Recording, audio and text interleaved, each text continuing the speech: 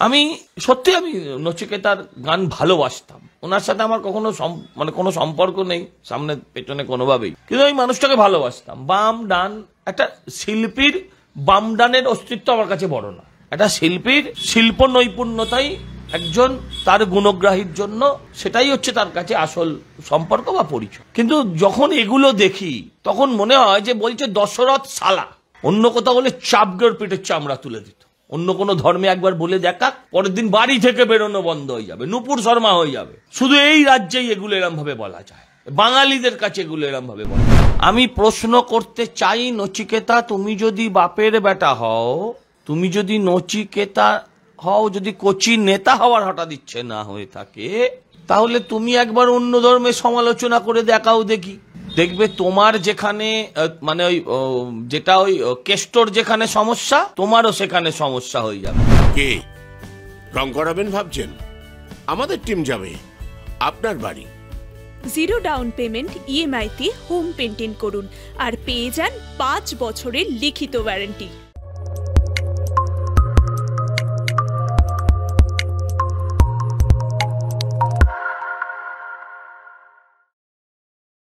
শীতকালে সুন্দরবন ভ্রমণের নির্ভরযোগ্য একমাত্র নাম সাগর সঙ্গম ট্রাভেলস।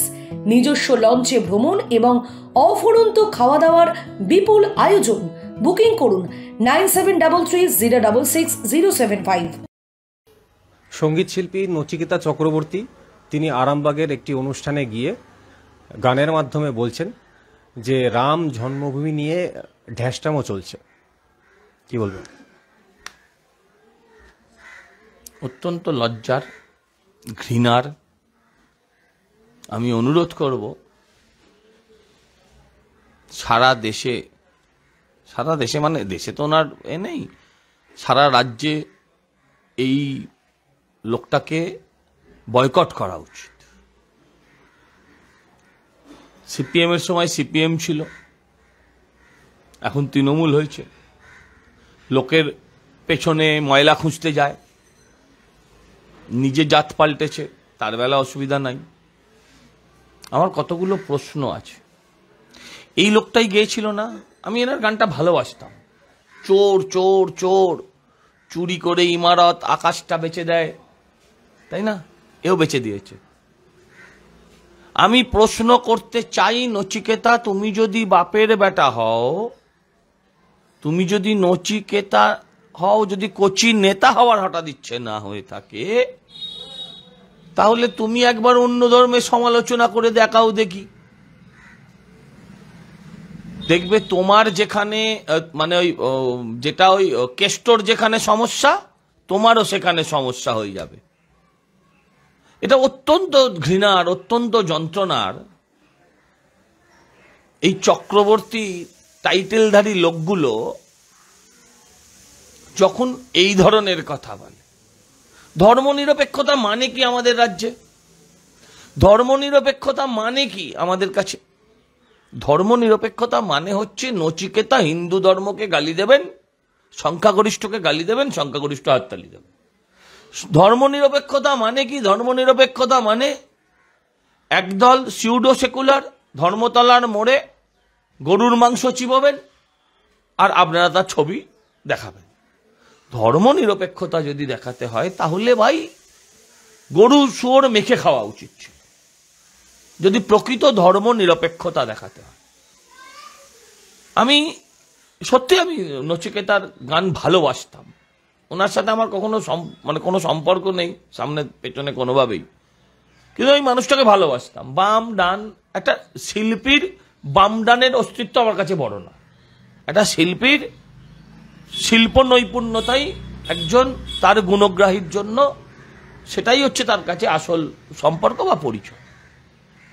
কিন্তু যখন এগুলো দেখি তখন মনে হয় যে বলছে দশরথ সালা, অন্য কোথাও বলে চাপগড় পিঠের চামড়া তুলে দিত। অন্য কোনো ধর্মে একবার বলে দেখা, পরের দিন বাড়ি থেকে বেরোনো বন্ধ হয়ে যাবে, নূপুর শর্মা হয়ে যাবে। শুধু এই রাজ্যেই এগুলো এরম ভাবে বলা যায়, বাঙালিদের কাছে এগুলো এরম ভাবে বলা যায়। আপনার ভাবা উচিত, আপনি কোনো কিছু বিশ্বাস করতে পারেন, দেখুন, হিন্দু এমন একটা ধর্ম, হিন্দুতে আস্তিকও আছে নাস্তিকও আছে। নাস্তিক মানে তো এই নয় যে আপনি কাউকে গালি দেবেন, আপনি কাউকে গালি দেবেন, কারোর ধর্ম বিশ্বাসকে আপনি আঘাত করবেন, এটা কি নাস্তিকতা মানে? আমি উনি আস্তিক নাস্তিক ধান্দাবাজ আমি কিছু জানি না, কিন্তু আমি জানতে চাই ওনাকে কে অধিকার দিয়েছে। ছেড়ে দিন ধর্মের কথা, রাম কোথায় জন্মেছে না জন্মেছে সুপ্রিম কোর্ট বলে দিয়েছে। Is he more than supreme court? Is he more than judiciary? আমরা বাঙালিরা, আমরা হিন্দুরা আসলে আমরা সাপকেও দুধকলা দিয়ে পুজো করি, তাই ওনারা এইসব কথা বলে নিজেদের টিআরপি বাড়ান, বিশেষ বিশেষ জায়গায় অনুষ্ঠান করতে যান। কিন্তু আমি আবেদন করব আপামর ধর্মনিরপেক্ষ সাধারণ মানুষের কাছ থেকে শুরু করে সনাতনী হিন্দুদের কাছে, সবার কাছে, নিরপেক্ষতার মোড়কে যারা আরেকটি ধর্মকে অসম্মান করে তাদের বয়কট করুন, তাদের বয়কট করুন, তাদের থেকে দূরে রাখুন। আপনি আমাকে বুঝিয়ে বলুন, আপনি আমাকে বুঝিয়ে বলুন যে লোকটা চোর চোর চোর করে গিয়েছিল সে এখন চোরেদের হয়ে গাইছে, সে এখন চোরেদের হয়ে গাইছে। আচ্ছা, রাম কোথায় জন্মেছিল তাই নিয়ে ওনার খুব যন্ত্রণা হয়। আচ্ছা, বলতে পারছেন না সারা বিশ্বে কোনো এক সম্প্রদায়ের নাম নিয়ে সেম সম্প্রদায়ের লোককে খুন করা হচ্ছে, তাই নিয়ে একটা প্রতিবাদও তো দেখিনি। আমি ওনার দেখিনি কামদুনি নিয়ে, আমি ওনার প্রতিবাদ দেখিনি পার্ক স্ট্রিট নিয়ে, সেটাও তো একটা সংখ্যালঘু মহিলার ওপর অত্যাচার ছিল। তখন তোমার বিপ্লব কোথায় ঢুকিয়ে রেখেছিলে, কোথায় গুঁজে রেখেছিলে তোমার বিপ্লব? শুনুন, গান গাইতে এসছেন, গানটা আর চলছে না, গানটা আর চলছে না, উস্কানিমূলক কথাবার্তা দিয়ে নিজেকে আরেকবার সামনে নিয়ে আসছে। সেকুলারিজম, আপনি সেকুলার, আপনি তাহলে জেনে রাখুন, আপনি গান ভালো গান, এটা ঠিক, গান হয়তো গলা দিয়ে আর বেরোচ্ছে না, কিন্তু আপনি এটা জেনে রাখুন কচি নেতা, এই দেশ ততক্ষণই সেকুলার। বুকে হাত দিয়ে চোখ বন্ধ করে ভাবুন আমার কথাটা সত্যি না মিথ্যে। এই দেশ ততক্ষণ সেকুলার যতক্ষণ রাম ভক্তরা, তাকে আপনি হনুমান ভাবতে পারেন, তাকে আপনি কিছুও ভাবতে পারেন, এই দেশে রাম ভক্তরা যতক্ষণ সংখ্যাগরিষ্ঠ, গীতার পাঠকরা যতক্ষণ সংখ্যাগরিষ্ঠ, রামায়ণ পাঠকারীরা যতক্ষণ সংখ্যাগরিষ্ঠ, এই দেশ ঠিক ততক্ষণই সেকুলার। পৃথিবীর ইতিহাসটা ভালো করে তাকিয়ে দেখুন।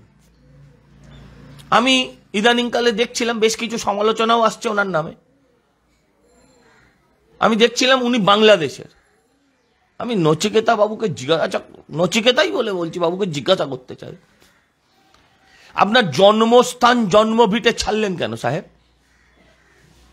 আপনার জন্মস্থান জন্মভিটে আপনি ত্যাগ করলেন কেন? আমি জানতে চাই।